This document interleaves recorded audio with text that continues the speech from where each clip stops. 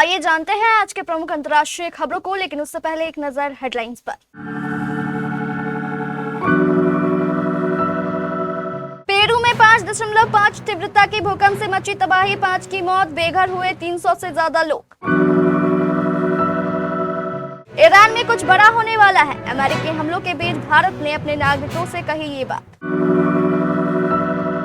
Iran की ऐसी warning सुनकर ट्रंप को भी लगेगा तगड़ा शॉक। बांग्लादेशी पासपोर्ट पर से फिर लगी इजराइल जाने पर पाबंदी। गुयाना में 116 लोगों से भरी नाव पलटी। हॉर्मुज में 2 ऑयल टैंकरों में धमाका, IRGC ने अमेरिका को ठहराया जिम्मेदार। समुद्र में गायब हुए 500 से ज्यादा रोहिंग्या, आखिर उनके साथ क्या हुआ? थकी आंखें, बुझा चेहरा, 60 साल के सलमान खान की क्यों उड़ी रंगत।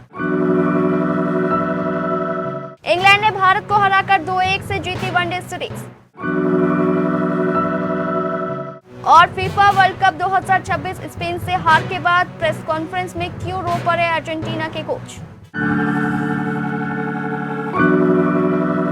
पेरू के एंडीज इलाके में भूकंप से 5 लोगों की मौत हो गई है। अधिकारियों ने रविवार को बताया कि 5.5 तीव्रता के इस भूकंप के कारण 20 से अधिक लोग घायल हैं और 300 लोग बेघर हो गए हैं। यूएस जियोलॉजिकल सर्वे ने बताया कि भूकंप शनिवार रात 9:24 पर आया। इसका केंद्र हुआंकायो प्रांत के शिकाया शहर से 2 किलोमीटर पश्चिम दक्षिण पश्चिम में 10 किलोमीटर की गहराई पर था। पेरू के नेशनल सिविल डिफेंस इंस्टीट्यूट ने कहा कि लापता लोगों की कुल संख्या पता नहीं चल पाई है। भूकंप से कई इमारतें ढह गई है या उन्हें नुकसान पहुंचा, जिसमें स्थानीय चर्च भी शामिल है। ईरान और अमेरिका के बीच जंग एक बार फिर तेज हो गई है। अमेरिकी सेना ने लगातार 9वें दिन ईरान के अलग अलग शहरों पर स्ट्राइक की। इस बीच भारत ने ईरान यात्रा की प्लानिंग करने वाले भारतीय नागरिकों को यात्रा टालने की सलाह दी है। तेहरान स्थित भारतीय दूतावास ने रविवार को अपनी ट्रैवल एडवाइजरी जारी की है। एडवाइजरी में तेहरान में पहले से मौजूद भारतीयों से कमर्शियल उड़ानों का इस्तेमाल करके देश छोड़ने को कहा गया है। दूतावास ने एडवाइजरी में कहा, हाल के दिनों में ईरान में अस्थिरता और संघर्ष का स्तर बढ़ा है। जो भारतीय नागरिक किसी भी मकसद से ईरान जाने की योजना बना रहे हैं, उन्हें सुरक्षा हालत बेहतर होने तक अपनी यात्रा टाल देनी चाहिए। इतना ही नहीं, दूतावास ने कहा कि जो भारतीय नागरिक पहले से ही ईरान में हैं, उन्हें उपलब्ध फ्लाइट विकल्पों का इस्तेमाल करके कुछ समय के लिए ईरान से बाहर निकलने पर विचार करना चाहिए।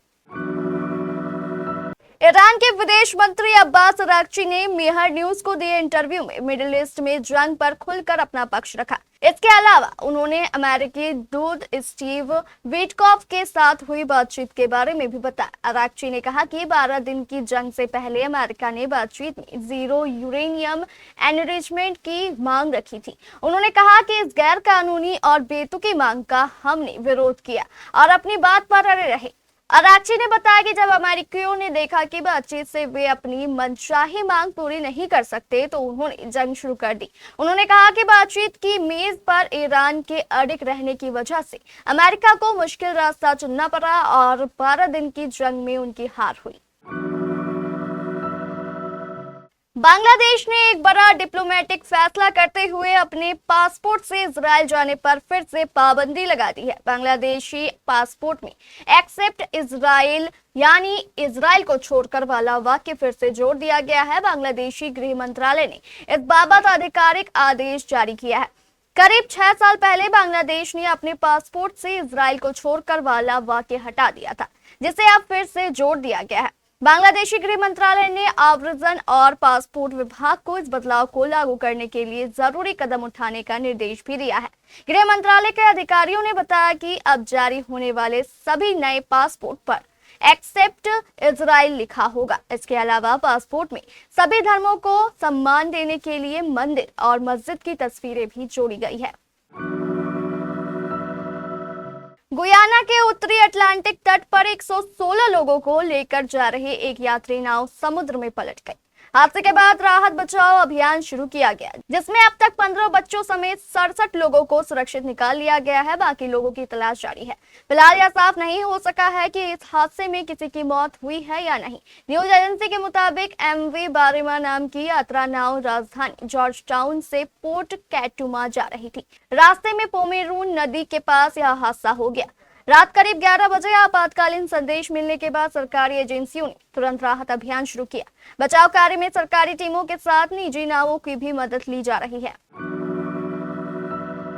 ईरान के इस्लामिक रेवोल्यूशनरी गार्ड्स कॉर्प्स यानी IRGC ने सोमवार को दावा किया कि दक्षिणी हॉर्मुज स्ट्रेट में 2 तेल टैंकरों में धमाका हुआ है, जिसके बाद दोनों जहाज बेकार हो गए।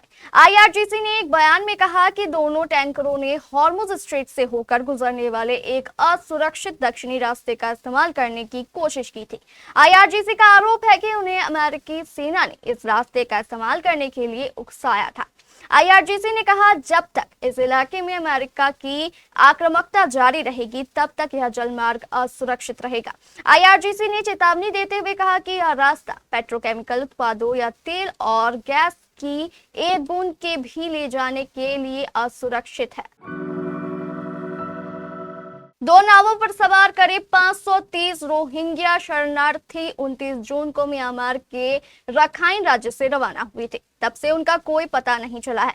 यह संख्या लगभग एक बड़े यात्री विमान में सवार लोगों के बराबर है, जो मानो अचानक गायब हो गए हों। बहुत संभावना ये है कि दोनों नावें समुद्र में डूब गई। इस इलाके में मानसून शुरू हो चुका है और समुद्र में ऊंची लहरें उठ रही है। जिन नावों पर ये लोग सवार थे वो आमतौर पर पुरानी मछली पकड़ने वाली नौकाएं होती है। अक्सर इनकी हालत समुद्री यात्रा के लायक नहीं होती और इनके इंजन भरोसेमंद नहीं होते। यह आशंका भी जताई जा रही है कि इसमें सवार बहुत कम लोग बचे होंगे या शायद कोई भी नहीं बचा होगा। माना जा रहा है कि यात्रियों में करीब आधी संख्या महिलाओं और बच्चों की थी, लेकिन सच्चाई क्या है यह शायद कभी पता नहीं चल पाएगी। सलमान खान को क्या हुआ है? क्या भाईजान बीमार है? सलमान भाई का लुक इतना कैसे बदल गया? सलमान खान को लेकर इंटरनेट पर ये सभी सवाल ट्रेंड कर रहे हैं। दबंग खान के बदले लुक को लेकर फैंस चिंता में हैं और सच जानने को बेताब है।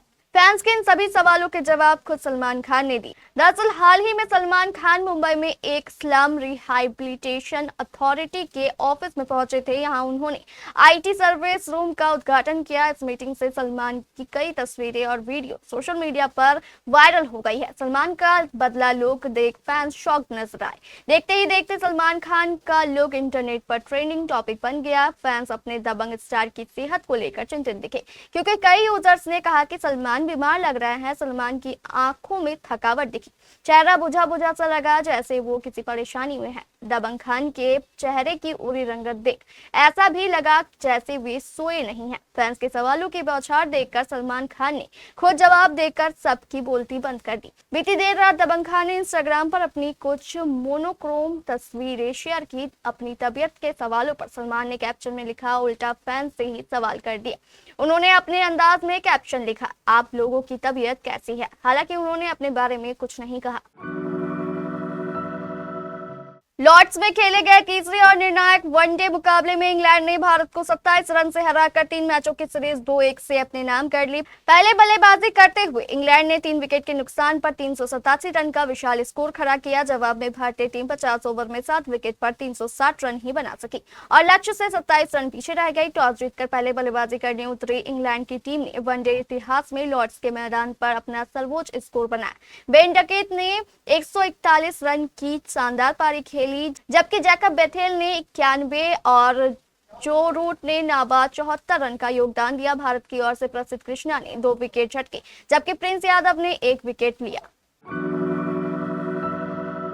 फीफा वर्ल्ड कप 2026 स्पेन ने अतिरिक्त समय में अर्जेंटीना को 1-0 से हराकर दूसरी बार पुरुष फुटबॉल वर्ल्ड कप का खिताब अपने नाम किया। इसके बाद प्रेस कॉन्फ्रेंस में अर्जेंटीना के कोच लियोनेल स्कालोनी भावुक हो गए। लियोनेल स्कालोनी प्रेस कॉन्फ्रेंस के दौरान कई बार रो पड़े और माफी मांगते हुए वहां से चले गए। दरअसल फीफा वर्ल्ड कप 2026 स्पेन ने अतिरिक्त समय में अर्जेंटीना को 1-0 से हराकर दूसरी बार पुरुष फुटबॉल विश्व कप का खिताब अपने नाम किया। यूरोपीय चैंपियन स्पेन ने पूरे मुकाबले में मौजूदा वर्ल्ड चैंपियन अर्जेंटीना की तुलना में अधिक और बेहतर मौके बनाए। दूसरी ओर अर्जेंटीना का खेल काफी हद तक रक्षात्मक और मुकाबले की रफ्तार पर ब्रेक लगाने वाला रहा। अर्जेंटीना के कोच नियोलेन स्कालोवी का कॉन्ट्रैक्ट दिसंबर में खत्म हो रहा है और उन्होंने कहा कि वह इस बारे में अर्जेंटीना फुटबॉल फेडरेशन के अध्यक्ष से बातचीत करेंगे।